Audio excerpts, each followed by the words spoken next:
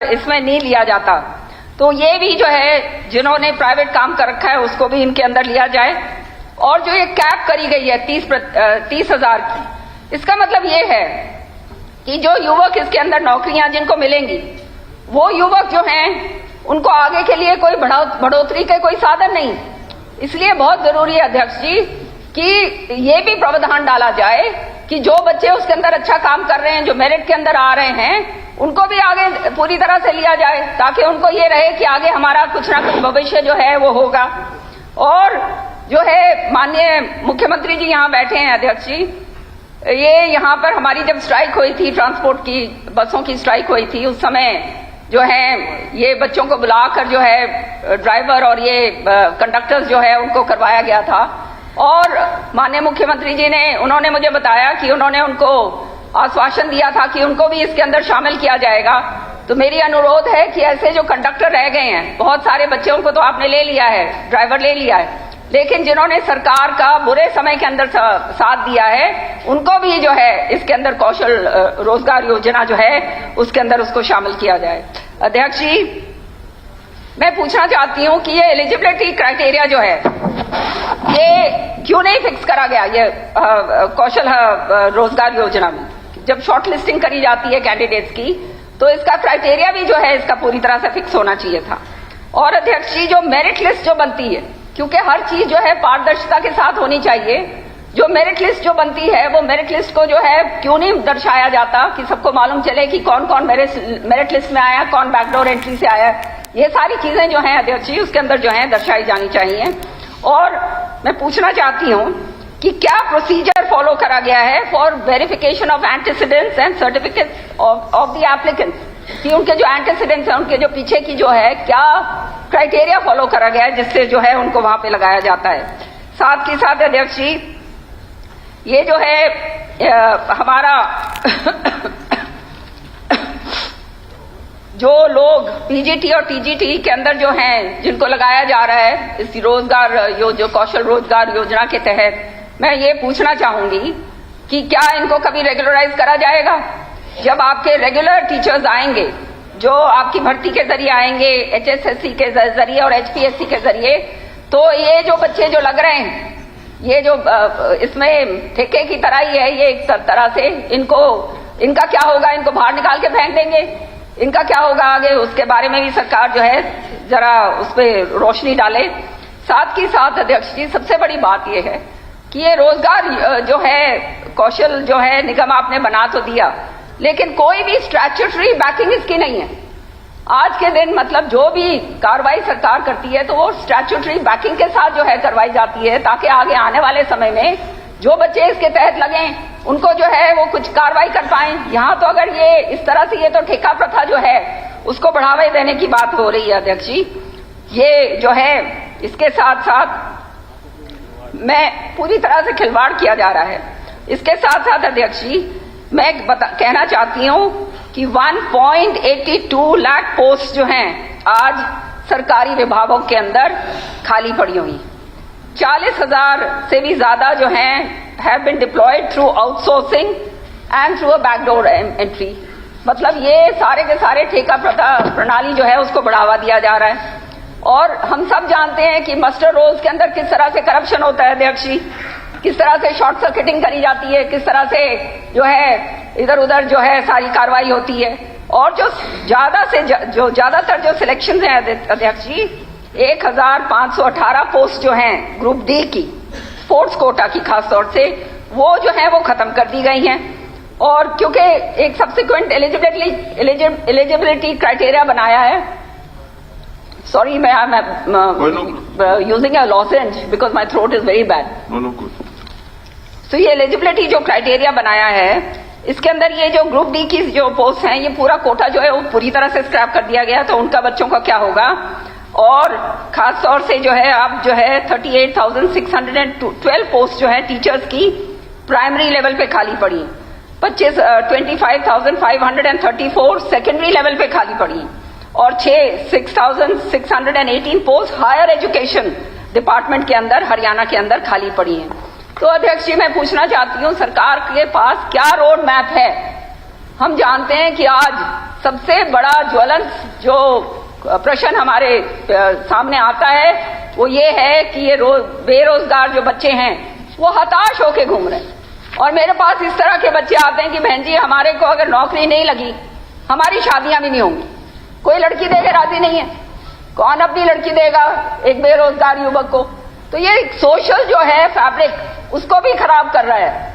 तो हमें जो है बहुत गंभीरता के साथ, संगीनता के साथ जो है इस चीज को लेना पड़ेगा कि किस तरह से हम अपने बच्चों को एडजस्ट कर पाएं और उनको उस तरह का जो है कॉन्फिडेंस दे पाएं कि आने वाले समय के अंदर वो जो है खाली नहीं रहेंगे, उनको जो है पक्का करा जाएगा या आगे उनकी जो है बढ़ोतरी करी जाएगी।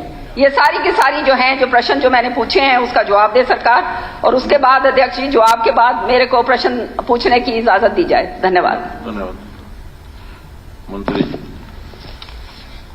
अध्यक्ष जी, इसी सदन में जो बार बार डीसी रेट की जो नौकरियों के लिए आरोप प्रत्यारोप लगते थे कि जो डीसी रेट की जो नौकरियां लगती हैं और उनको क्या है कि ठेकेदार अपनी मर्जी से अपने हिसाब से नौकरी देते हैं, सरकार से पैसा ज्यादा लेते हैं और कर्मचारी को कम पैसे देते हैं और उनके जो बैंक के खाते उनके पास रहा करते। जो विधायक जी ने, किरण चौधरी ने पूछा, मैं एक एक का जवाब आपको विस्तार से दूंगा कि भ्रष्टाचार को खत्म करने के लिए पॉलिसी लाए हैं, आम आदमी को न्याय मिले। पहले जैसे पढ़े लिखे युवाओं को कम वेतन, भविष्य के साथ खिलवाड़ युवाओं का शोषण, ये किरण बहन जी ने कहा है। कम वेतन, निगम वेज रेट डीसी रेट से ज्यादा है। ड्राइवरों को पंचकुला में पहले डीसी रेट 19,953 रुपये मिलते थे, अब निगम वेज के तहत 20,590 रुपये मिलते हैं। पहले युवाओं को निजी ठेकों के द्वारा शोषण होता था, ठेकेदारी प्रथा के तहत शोषण करते थे ठेकेदार, और निजी ठेकेदारों के तहत अनुबंध कर्मचारियों को कम वेतन दिया जाता था। जो बार बार हम किसी स्कूल में जाते थे या किसी अपने जैसे ITI की बात करूं या रोडवेज की बात करूं या स्कूल जाता हूं, उन सफाई कर्मचारियों थे साइन तो कराते थे, 12,000 रुपये देते, उनको 6,000 रुपये थे। तो बार बार आरोप प्रत्यारोप पूरे प्रदेश में लगते रहते थे। इस तरह से होता आया है और कर्मचारी सफाई के लिए अपने हक मांगता। आज कर्मचारी के सीधा पैसा उसके खाते में जाता है और उसे कोई आज हरियाणा में जिसने निगम बना है, कौन सा एक भी हरियाणा में किसी ने ये नहीं कहा मुझे समय पर पैसा नहीं मिले, मुझे पूरी तनख्वाह नहीं मिली। मैं एक एक कर पहले तो रोज दिन आए दिन यही कहता और इसी सदन में आरोप लगते थे। पहले युवा ठेकेदारों का शोषण होता था, ठेकेदारी प्रथा का शोषण, और निजी ठेकेदार द्वारा कम वेतन दिया जाता था। निजी ठेकेदारों के लिए EPF, ESI आदि उचित सुविधाओं के समय अनुसार नहीं दी जाती थी। इन अनियमितताओं के विसंगताओं को दूर करने के उद्देश्य से हरियाणा कौशल रोजगार निगम का गठन किया। इसलिए हरियाणा कौशल रोजगार गठन के हरियाणा सरकार के विभिन्न विभागों में काम के लिए दिए जाने वाले अनुबंधित कर्मचारियों को भर्ती के लिए किया गया है। भर्ती के दौरान गरीब जो अंतिम व्यक्ति, जो गरीब आदमी है, जिस आदमी का 1,80,000 से कम है, 1 लाख रुपए अपने परिवार का पालन पोषण करता है, उस गरीब व्यक्ति का कैसे उद्धार हो। उस गरीब व्यक्ति को नौकरी सरकार की सेवा करें। बच्चा इंटेलिजेंट है, बच्चा को घर पे नहीं है, वो बेचारे को कोई सहारा नहीं मिलता था। जो आसपास के हमारे लोग थे वही लोग उसमें डीसी रेट में नौकरी लगते थे कि गरीब आदमी को कैसे न्याय मिले, गरीब आदमी के परिवार का कैसे गए। प्रदेश के मुख्यमंत्री मनोहर लाल जी ने अंतिम व्यक्ति जो गरीब पंक्ति में खड़ा है उसका उद्धार कैसे हो और उसको कैसे उत्थान हो। तो भर्ती के दौरान गरीब अंतिम परिवार युवाओं के रोजगार उत्थान के लिए विशेष प्रावधान है। वर्तमान में कार्य कर्मचारियों में से कई बोगस कर्मचारी मिले और उनसे निकल कर बाहर आए हैं। पहले भर्तियों में पारदर्शिता नहीं है। हमारे साथी ने आरोप लगाया है, बहन ने अपने चहितों को एडजस्ट करना है।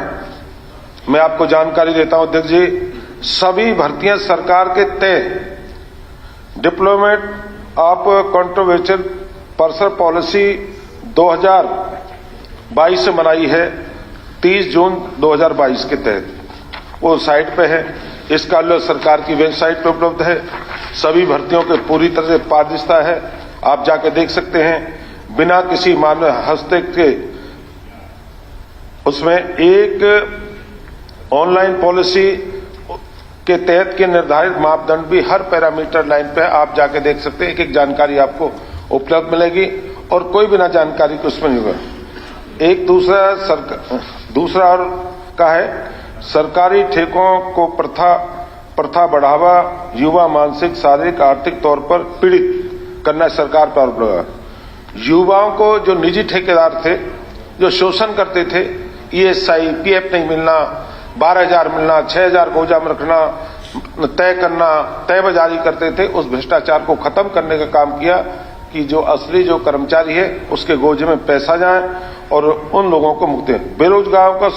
बेरोजगार जो लोग थे, जिनको बेरोजगारी थी, जिसपे काम नहीं था, जो आदमी रोटी के लिए कपड़े के लिए तरता था, उन बच्चों को एक पॉलिसी प्रदेश के मुख्यमंत्री आई कि उससे क्या है कि उनको जो युवाओं का जो शोषण होता था वो खत्म किया। एक आज की एक नई किरण की है कि लोगों को भरोसा और विश्वास हुआ है कि हमें कौशल विकास निगम में नौकरी मिल सकती है और EPF और ESI की आदि सुविधाएं जो जिसको ठेकेदार खा जाता था, जमा ही नहीं करता था और जमा करके उसके खाते में ये ESI और PF दोनों ही उसके खाते में डालने का काम है। एक और आरोप लगाया, आनंद फानन बिना किसी प्रक्रिया के पालन की गई भर्तियां हैं। नौकरियों की जानकारी निगम पोर्टल पे है, कोई भी जानकारी अपलोड है और अब जब भी हम नौकरी समाचारों से पात्र के माध्यम से पूरी जानकारी दे। सभी भर्तियों में सरकार के द्वारा तय diplomat of control person policy 2022 का पालन है। युवाओं को भर्ती सरकार द्वारा तय गई नीति के तहत है। ऑनलाइन पोर्टल द्वारा पारित तरीके से है। उल्लेख हरियाणा सरकार की वेबसाइट पर है।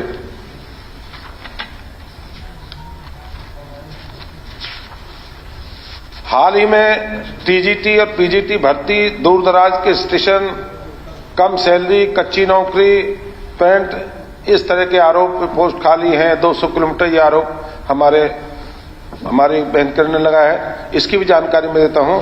उम्मीदवारों का पंजीकरण करते समय अगर मुझे नौकरी चाहिए, मैं जिले से फरीदाबाद मेरा जिला, मैं 3 जिले लिखूंगा आसपास, 3 जिले लिखेगा 1, 2, 3, 3 जिलों। अधिकांश उम्मीदवारों को उनके गृह जिले, पहले गृह उनकी वीरता के अनुसार स्टेशन का आवेदन वहीं होगा। विभिन्न जिलों में उपलब्ध सीटों की संख्या, पंजीकृत उम्मीदवार संख्या के बीच में अंतर। कई बार कैंडिडेट ज्यादा है, पोस्ट कम है। अगर पोस्ट ज्यादा है, कैंडिडेट उस जिले में नहीं है, दूसरे जिले का वहां जाकर होगा।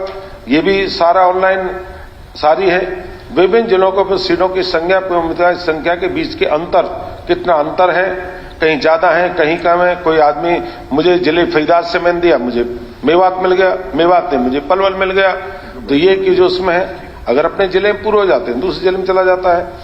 और गृह जिले उनकी वीरता के अनुसार सीटों की उपलब्धता न होने से दूसरे जिलों में अधिकांश सीटों की होने के कारण कुछ उम्मीदवार दूर के स्टेशन आवंटित होते हैं। जब अपने जिला नहीं मिला, दूसरी जगह जाएंगे। और एक आरोप और लगाया यहाँ पे, दलित और पिछड़े वर्ग को आरक्षण सही ढंग से पालन नहीं हुआ। Diplomat of control person policy 2022 clause number 9 आरक्षण पॉलिसी का उल्लेख है। वर्तमान में भर्तियां निगम द्वारा आरक्षण पॉलिसी का प्लान है। हमारे 1 लाख कर्मचारी आज नौकरी कर रहे हैं पॉलिसी के तहत, जिसमें 40,045 जनरल से हैं, बैकवर्ड से 26,629, शेड्यूल कास्ट से हैं 30,170, और जो नई है उसमें जनरल में जैसे मान लो 3170 अभी हमने किए हैं, उसमें 1301 जनरल में, बैकवर्ड में 655 और शेड्यूल कास्ट में 1214। तो मेरे मानने है कि हमने कोई भी क्राइटेरिया उसको लिया है, जहां जनरल 41% है, जहां बैकवर्ड 27% 2 है, जहां शेड्यूल ट्राइब 31.4 है। तो मैं मान के चलता हूं कि जो भी पॉलिसी जो है अपने, जो इससे पॉलिसी कौशल विकास निगम एक पॉलिसी के तहत है और हम जिस भ्रष्टाचार बार बार आरोप लगता था, किसी विधायक एमएलए होता, उसने अपने चहेते लोगों को लगा दिया, उसने फरीदाबाद लगा दिया, उसने हिसार लगा दिया, उसने आदमपुर लगा दिया, सिरसा लगा दिया, रोहतक। आज जिस जिले के पढ़े लिखे नौजवान साथी जिस जिले में हैं, पहले उसको भर्ती मिलेगी, बाद में दूसरे जिले को मिलेगी, जो बार बार पूरे हरियाणा प्रदेश में आरोप लगते। उस भ्रष्टाचार को खत्म किया है। उस भ्रष्टाचार पर प्रदेश के मुख्यमंत्री मनोहर लाल जी ने जो भ्रष्टाचार के जो लीकेज थे उनको बंद करने का काम किया। जो ठेकेदार बार बार उसको खाते थे, ये सीआईपीएफ को खाया थे, इस बात के लिए। और मैं ये नहीं कहता, आप जाकर पूछे गरीब आदमी को, अंतिम व्यक्ति जाकर पूछे ना, किसका बेटा नौकरा, वो अपनी योग्यता के आधार पर लगा है। और उसके जो इन्होंने कहा है, एक मिनट बंद लीजिए विधायक जी, रुक जाइए, बता देता हूं कि जरा राखिए।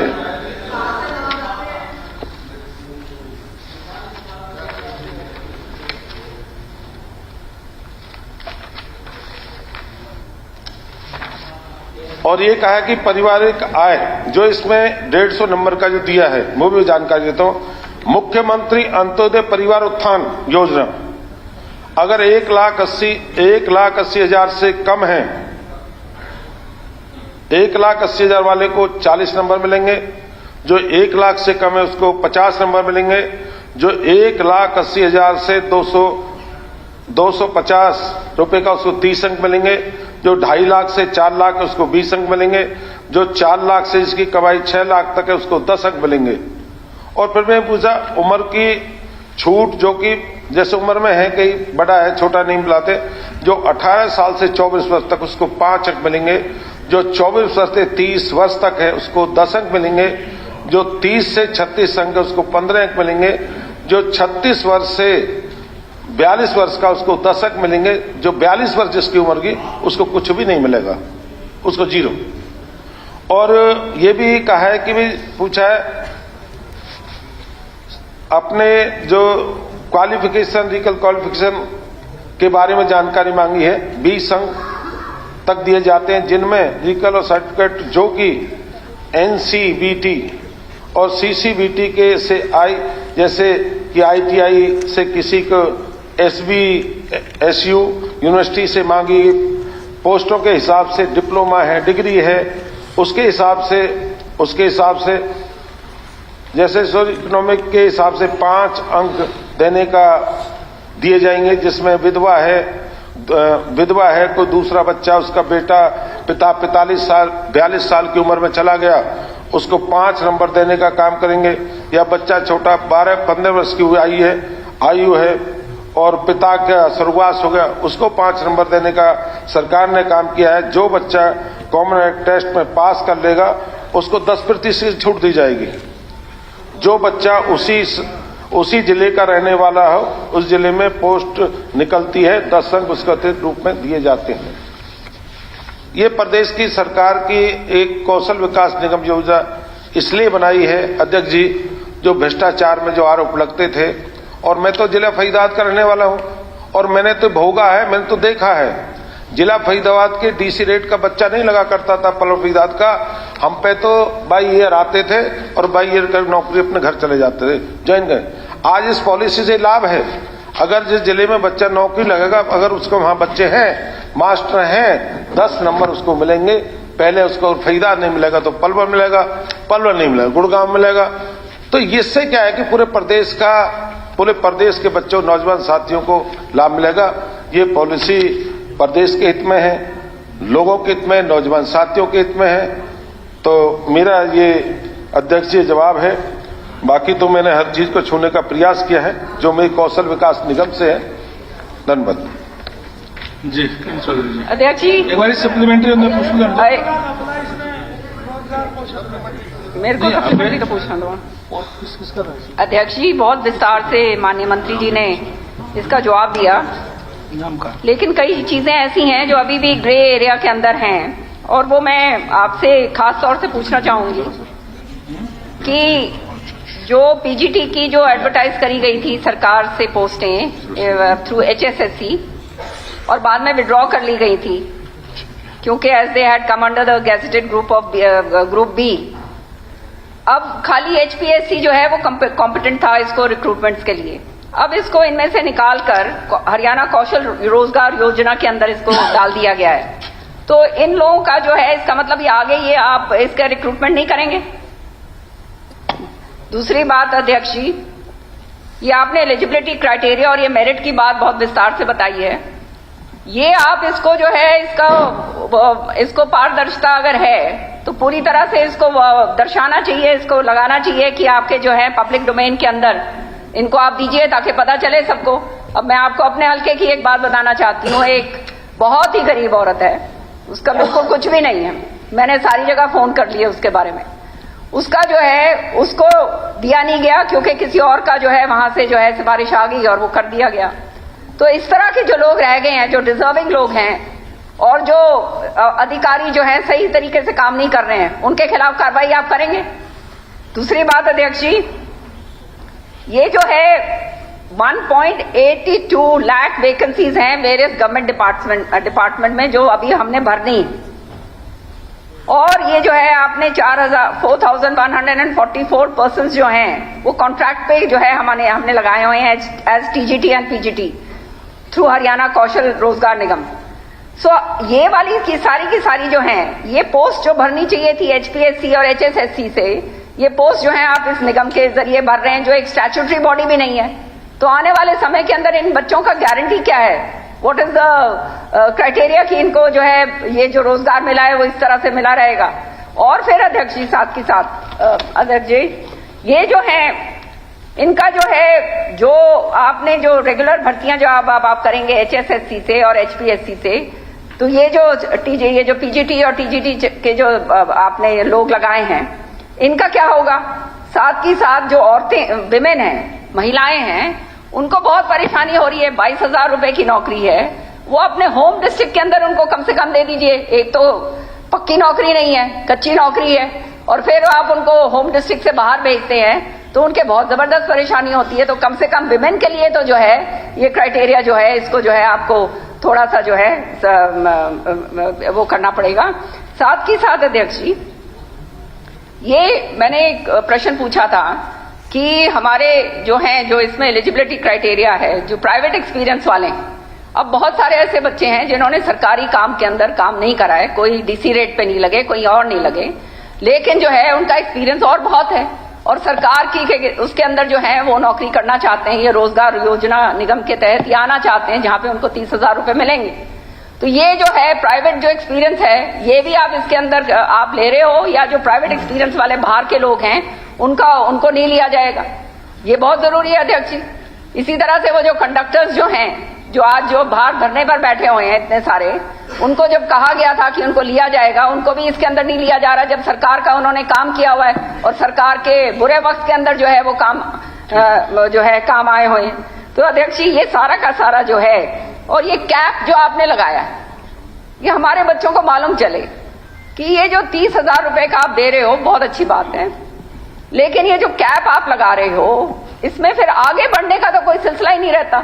जो इसके अंदर आ गया बेचारा वो तो सारी उम्र भर तक जो है बुढ़ापे तक जो है सफेद बाल हो जाएंगे, दांत टूटने लगेंगे, सारा वो होगा तो पढ़ाई लिखाई जो करी है नहीं करी है जो भी है वो 30,000 तक अटक के रह जाएगा। तो इसका भी कोई प्रावधान आप कीजिए, और ये सारा का सारा काम केवल जो है आप अगर ये मापदंड बनाएंगे, रूल्स रेगुलेशंस बनाएंगे, स्टैट्यूटरी बॉडी के तहत ही हो सकते हैं। So I think you should also explore this idea of forming this as a statutory body so that nobody is taken for a ride. This is very important. So ये सारी की सारी बातें जो हैं इनके ऊपर जो है आप मुझे इसका जवाब दीजिए अध्यक्ष जी। मैं माननीय मंत्री जी से अध्यक्ष मांगती हूँ।